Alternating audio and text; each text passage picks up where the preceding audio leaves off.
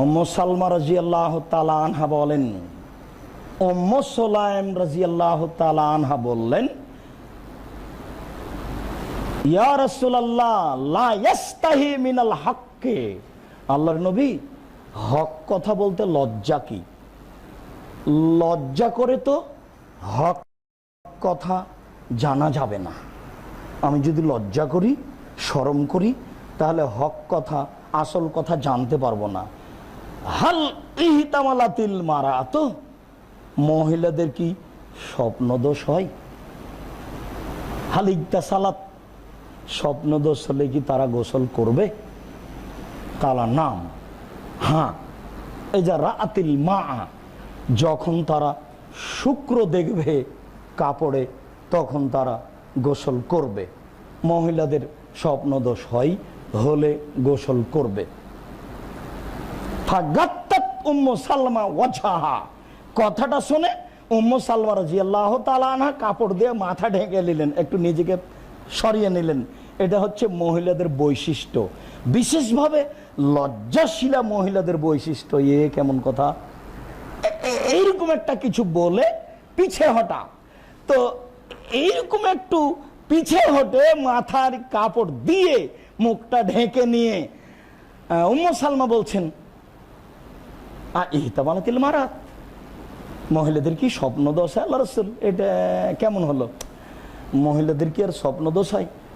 তখন আল্লাহ রাসূল বলছেন, তারেবাত ইয়ামিনুকে আইনা শিবহ, বলো কি উম্মু সালমা, তোমার হাত মাটিতে মিশে যাক। ছেলে মেয়ে বাপ মায়ের মতো হয় কি করে? উভয়ই সমান সমান মানুষ, এই জন্যই তোই হয়।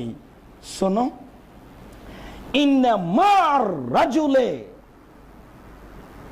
গালিজুন আবিয়াদ, নিশ্চয় পুরুষের শুক্র মোটা এবং সাদা।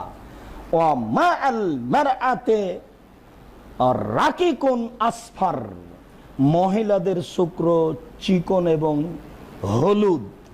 এই যা সাবাকা আও আলা ফাশিহুল ওয়ালাদোহা আও ওয়ালাদো, যার শুক্রকীট মহিলার বাচ্চাদানিতে যাওয়ার পরে পরে গোলে মিশে যাবে, বাচ্চা তার মতো হবে।